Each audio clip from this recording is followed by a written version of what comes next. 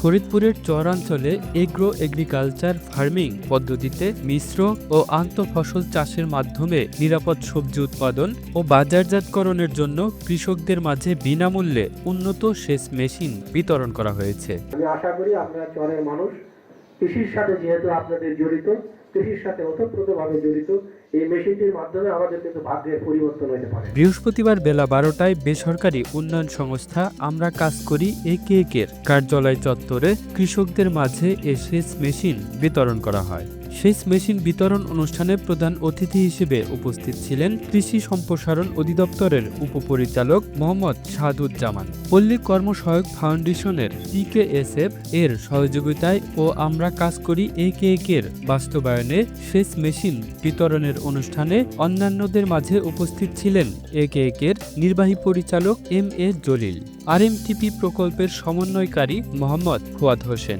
Press ক্লাবের সাবেক সাধারণ সম্পাদক কামরুজ্জামান সোহেল।